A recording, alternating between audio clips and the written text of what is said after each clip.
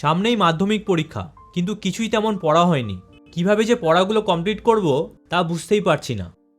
বন্ধুরা, তোমরা একদম চিন্তা করো না, কারণ এই ভিডিওতে 4টি খুবই সহজ পদ্ধতি বলবো, যা ফলো করলে অবশ্যই ভালো রেজাল্ট করতে পারবে। জেগে ওঠো চ্যানেলে তোমাদের সবাইকে স্বাগত।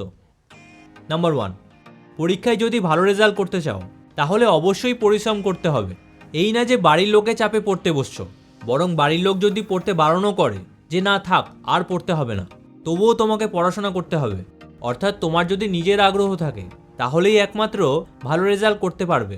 তবে সমস্যা হলো পড়ায় কিছুতেই মনোযোগ আসতে চায় না, তাই কিভাবে পড়ায় মনোযোগ আনতে হয় সেটাই এখন আমরা দেখব। নাম্বার 2, তুমি যদি মনোযোগ দিয়ে পড়াশোনা করতে চাও তাহলে মোবাইল এবং সোশ্যাল মিডিয়া থেকে যতটা সম্ভব দূরে থাকো। কারণ একবার যদি মোবাইল হাতে নাও তাহলে সময় যে কোথায় বেরিয়ে যাবে তা বুঝতেও পারবে না। তাই ভালো রেজাল্ট করতে চাইলে শুধুমাত্র পড়াশোনা নিয়ে ব্যস্ত থাকো।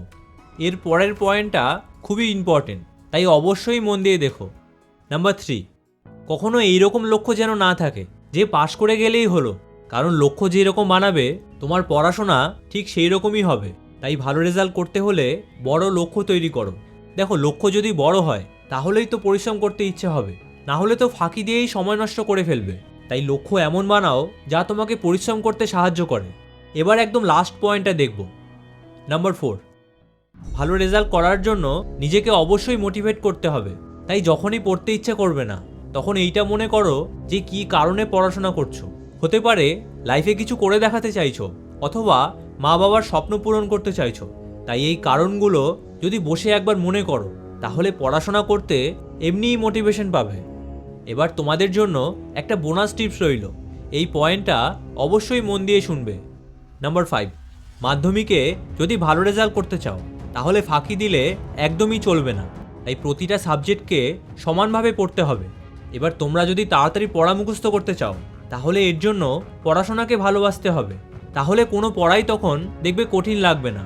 দেখো, সবার শেষে এটাই বলবো, তুমি যেখানে বেশি সময় দেবে সেই বিষয়তেই পারদর্শী হয়ে উঠবে। তাই নিজের সময়কে সঠিক জায়গায় কাজে লাগাও, তাহলে মাধ্যমিকে অবশ্যই ভালো রেজাল্ট করতে পারবে।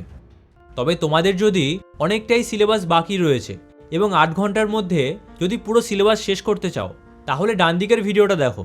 আর যদি হাতের লেখা সুন্দর করতে চাও তাহলে বাঁদিকের ভিডিওটা দেখো। তাহলে তোমাদের সাথে ওই ভিডিওতেই দেখা হচ্ছে। ভিডিওটা ভালো লাগলে চ্যানেলটা অবশ্যই সাবস্ক্রাইব করো।